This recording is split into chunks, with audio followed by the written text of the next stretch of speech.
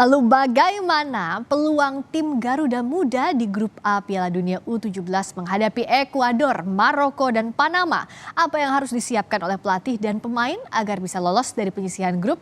Kami akan membahasnya bersama dengan pengamat sepak bola Firzi Idris, dan kami juga masih menunggu bergabung dengan anggota Exco PSSI Arya Sinulinga. Selamat malam Bung Firzi. Ya, malam Mbak Friska, apa kabar? Kabar baik, apa kabar? Senang sekali sudah bergabung di Ya, Sapa Indonesia Malam. ya, Bicara soal Indonesia yang ada di grup A, bagaimana kalau Mas Firzi lihat kekuatan ya. lawan-lawan kita di sana? Bisakah ini dikatakan grup neraka atau tidak? Tugas kita memang Ya. berat begitu. Iya, tugas kita memang berat relatif dengan pengalaman kita yang tadi sudah dikatakan Mas Kesit ya, bahwa kita itu baru debutan di turnamen ini sebagai negara Asia Tenggara, juga kita setidaknya sebagai tuan rumah kita punya keunggulan ya, bermain di depan pendukung sendiri. Tapi kalau kita membicarakan drawing kemarin, saya pikir draw ini bisa jauh lebih buruk ya, karena kita terhindar at least dari dua tim besar Eropa ya, Jerman dan Inggris, dan juga kita juga terhindar dari Argentina. Memang Argentina nggak terlalu bagus di level ini, tapi kita terhindar dari Inggris yang kita tahu betapa hebatnya mereka dalam turnamen usia umur. Mereka juara tahun 2017, angkatannya Phil Foden, Ryan Brewster, dan kawan-kawan. Tapi draw ini dengan Panama juga, dari pot 4 kita ketemunya Panama, menurut saya we can take this, dan anak-anak U17 dan Coach Bima Sakti ya mungkin juga bisa optimis dengan penampilan di lapangan ya Mbak ya. Penampilan di lapangan ini Ya, bukan berarti lolos atau nggak lolos, tapi mereka dapat kesempatan untuk memberikan yang terbaik bagi bangsa dan negara. hoping we can take this. But kalau Ya, kita bicara soal bagaimana peta kekuatannya, apa ya, sebenarnya kita sudah cukup persiapannya? Ini kan kalau kita hitung kurang dari 3 bulan ya, Mas yes, Firzi ya. Nah itu yes. gimana kalau Mas Firzi lihat? Iya, kalau peta kekuatan ya tadi kita persiapan kurang dari 3 bulan. Oke, kita ada kerangka tim yang dari tim juara Piala AFF U16. Tapi tim itu kita lihat di kualifikasi Piala Asia U17, mereka memang bisa bermain bagus, tapi akhirnya selip dan tidak lolos ke Piala Asia U17. Dari tim tersebut ditambah oleh Coach Bima 4 pemain dari seleksi 12 kota. Terus nanti kemungkinan di Jerman akan juga ditambah. Kita akan memantau tim pelatih Bima Sakti dan kawan-kawan akan melihat di para diaspora dari Jerman dan Belanda. Nah, ini yang mungkin akan menambah kekuatan, karena kalau kita lihat kemarin di beberapa laga uji coba, mungkin secara organisasi, secara struktur permainan masih bisa lebih ideal.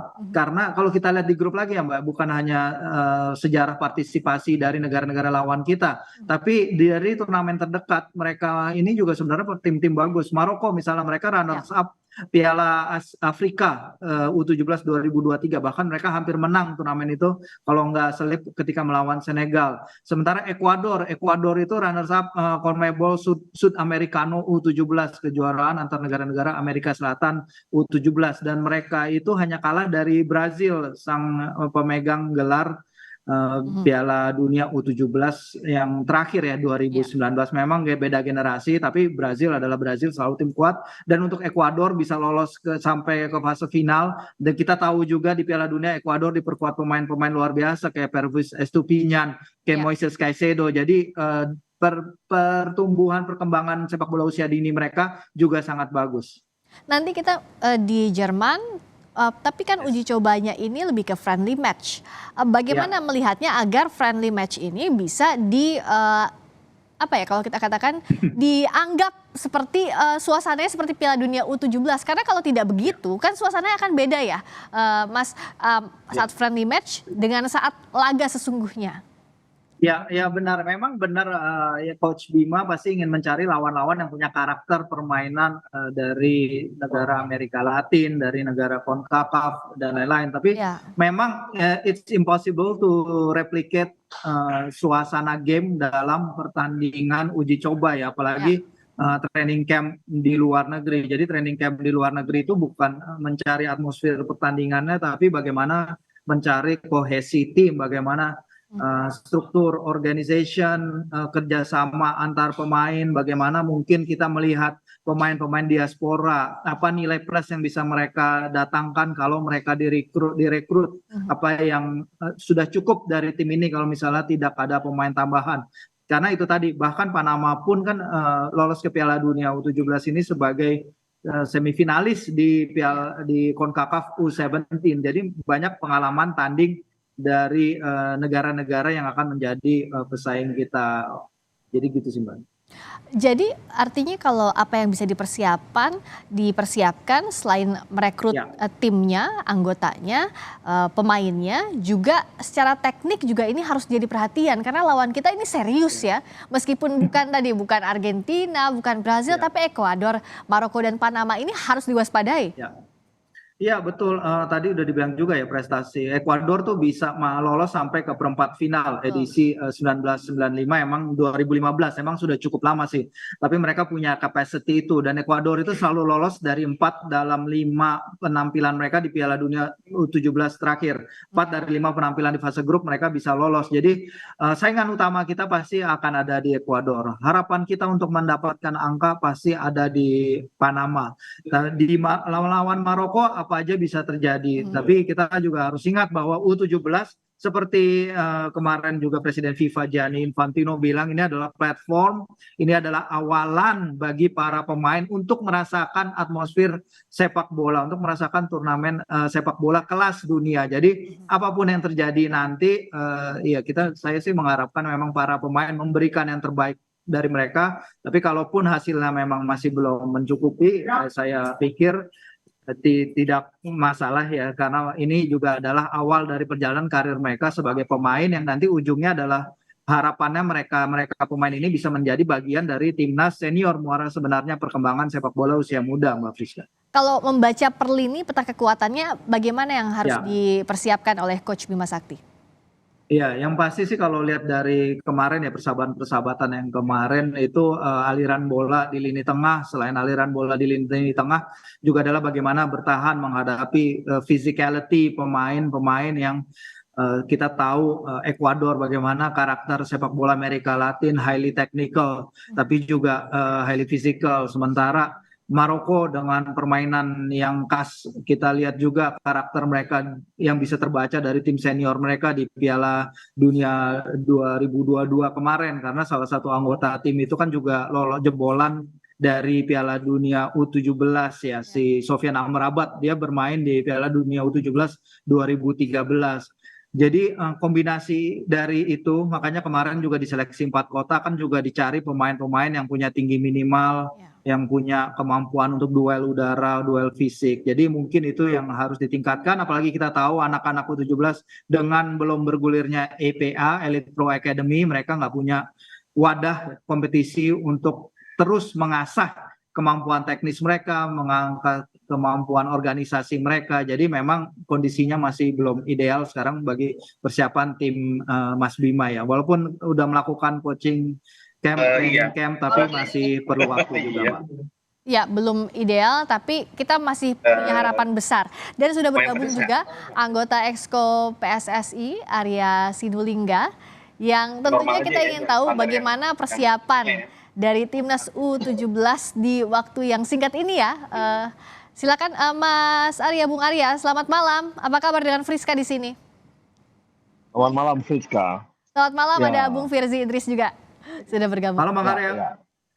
Selamat malam Bang Firji. Langsung saja soal persiapannya, ini kurang dari 3 bulan, apa yang sekarang sedang dirancang? Yang pasti ya, kan kita tahu nih bahwa kita cukup ditenangkan juga karena ada konsultan kita dari Jerman ya, si Frank ya, sehingga itu membantu Coach Bima untuk membuat pelatihannya gitu, dan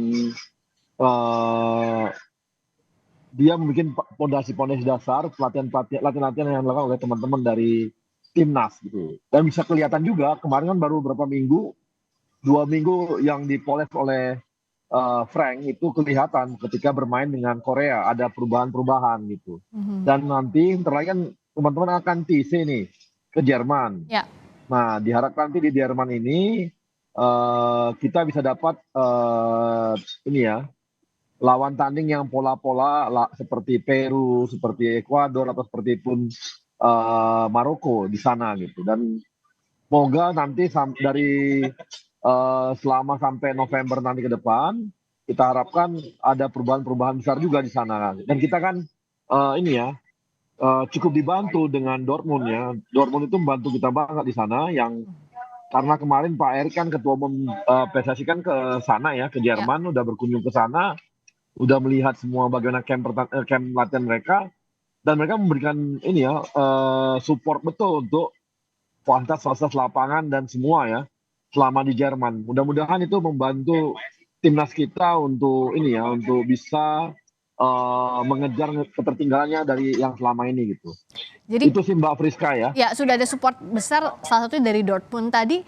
Selain teknikal, apakah juga mental ini jadi hal yang dipupuk utamanya, Bung Arya? Ya, dengan mereka TC di Jerman, kita rasa ini mereka akan terbangun mentalnya ya.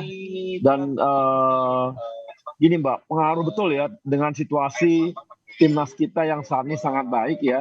Mulai dari SEA Games, AFF kemarin dengan kelas walaupun level 2 ya, pemain timnas kita. Kemudian AFC kemarin, itu kan membangun kepercayaan diri dari timnas. Walaupun bukan mereka yang tanding, tapi itu membangun sebuah mental baik untuk mereka bahwa ini ada perubahan besar di kita. Dan kami dari federasi memberikan situasi yang sangat kondusif bagi mereka untuk bisa berlatih dengan baik gitu Mbak Friska. Oke. Diciptakan ekosistem berlatihnya, tapi target tetapkah ada untuk mereka? Oh jelas, kita sih berharap bisa lolos grup ya. Amin. Kita berharap seperti itu. Ya, jadi harapannya target terdekat adalah lolos dari penyisihan grup karena lawannya juga harus diwaspadai, ada Ekuador, Maroko, dan Panama. Tapi kita yakin timnas U17 bisa melewati ini dan semoga maksimal juga persiapannya ya Bung Arya. Ini harapan kita semua. Terima kasih sudah bergabung anggota Exco PSSI Arya Sinulinga dan juga Bung Firzi Idris pengamat sepak bola. Terima kasih, selamat malam.